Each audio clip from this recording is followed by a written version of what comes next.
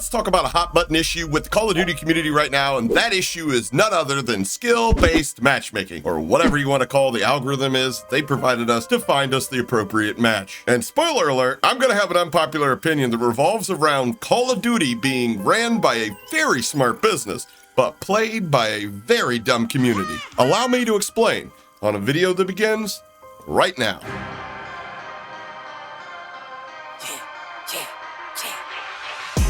I know I've been quiet for a minute, I've been grinding, still in it, I've been counting these digits, excuse me. I know I've been quiet for a minute, but What's up, what's good YouTube? Hope all is well and welcome back to the channel. I'm Hoppa and I got a serious question for y'all today. How many times have you guys jumped into a match of Black Ops 6 only to feel like game after game the odds are increasingly being mounted against you? Well, spoiler alert, they are. And before the shield crowd comes in accusing me of wearing some sort of tinfoil hat, answer this question. Name one thing Activision has done for the Call of Duty player base that didn't have a significant return on investment. Also, another spoiler alert, they don't spend money unless that money makes them money. And inside the bounds of business, that's smart. But where these lines of good business practices and manipulation of your customers become blurred is when you discover that they're indeed, regardless of what the paid shills, the I got the COD next invite creators will tell you, these manipulative tactics were created to retain us as players, to keep us addicted to the product, and they're being used against us to facilitate the results that they want, those results being more profits. Listen, we all feel these manipulative methods at play when we're on Black Ops 6, but the conflation of the issue by said content creators deprives us from having a real conversation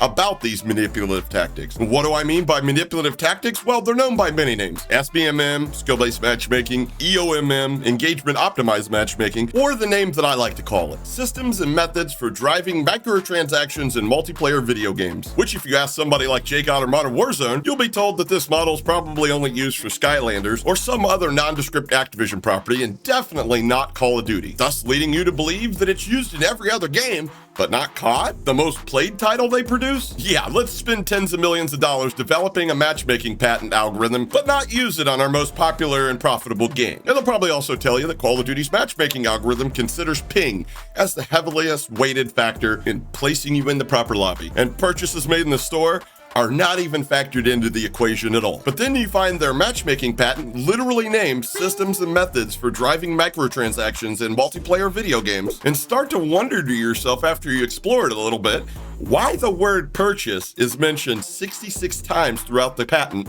but ping is only used 19 times? What about ping? Less than half the amount of times purchase is brought up. Interesting. Yeah, I'm sure they don't weigh how much you spend in the game within the matchmaking algorithm. Nope. It's just a myth that the more you spend on the game, the easier the lobbies the matchmaking algorithm places you in. And this is the part where I've sadly got to explain why I feel like the Call of Duty community as a whole is dumb. We're dumb for taking part in this ritual. The ritual of praising the new game's innovation for a month or two, then swiftly turning to a grift about insert problem with the latest COD installment. And then around September or so, completely wiping said grift from our memory, and then hyping the next game that deep down inside we all know, regardless of quality, is going to be filled with manipulative bullshit. Most likely stats coming from some dweeb in a broom closet at Activision claiming that SBMM has proven to keep the players engaged. And to be fair, whatever stats they're going off of might actually have some truth to them. That keeping everything a 1-to-1 equal ratio, especially for us minimal spenders, is much more profitable than making ping the heaviest weighted aspect of matchmaking. Maybe it's true that the casual who doesn't watch COD content, just comes home from a long day of work, cracks open a beer, and has a few hours to game, is most likely to buy more skins than somebody like myself that plays 5 to 8 hours a day. US 4908761A, registered patent, systems for identifying heavy product purchasers who regularly use manufacturers' purchase incentives and predicting customer promotional behavior response patterns.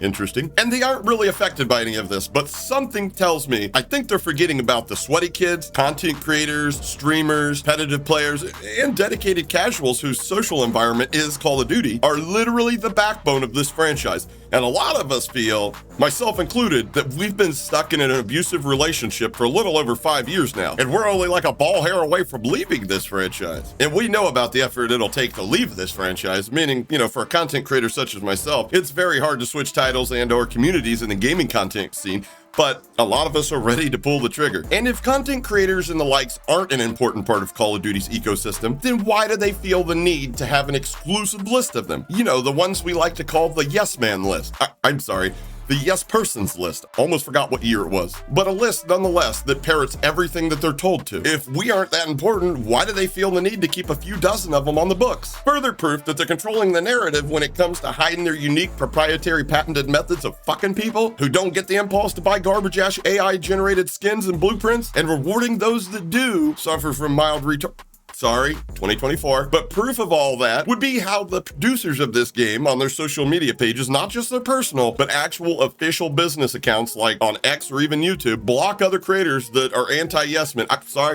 Anti-yes persons like Ghost of 8, Blame Truth, myself, and many others. We aren't always critical of the game, but we also can't be bought, at least for the price that they're currently offering. Hey, listen, all I'm saying is selling out's a lot easier if you're rewarded with a fuck ton of money. And speaking of selling out, a lot of you missed yesterday's video. I worked really hard on it, but you know, I made some hilarious jokes about the powers that be, and, well, you know how YouTube doesn't like that. Not your fault for not seeing it. Censorship sucks, but go check it out after this video anyways. But like, truth be told, aside from the server performance and the systems of manipulation, the game is, honestly, it's the best we've gotten since 2019. And I only know this because I'm able to actually experience the game from the point of view of a player that isn't being manipulated when I use a VPN. Fooling the game into thinking that even though I'm a decent player, my connection sucks and I'll be at a major disadvantage. I mean, worst case scenario, I quit, at which point I have no possibility of spending any money on the game, and that's the worst case scenario for the company that makes the game. So they place me in much more fair lobbies where my hit registration works great, my game doesn't stutter when gunfights start, and they don't spawn the enemy behind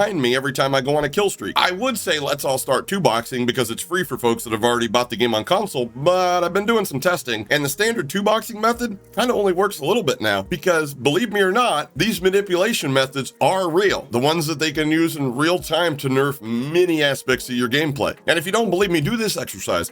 Hop into a 2-box lobby, and by the third game, you'll notice even though you're the only person in your lobby with 2 thumbs, it's taking you a significant amount more damage to eliminate an enemy, and that you're dying almost instantly. Watch the kill cams, it'll look like their aim's not even on you. Trust me, you'll start out one match fine, and then it'll be like halfway through the match, you hit an artificial brick wall, thus proving my point that these people are only concerned with one thing.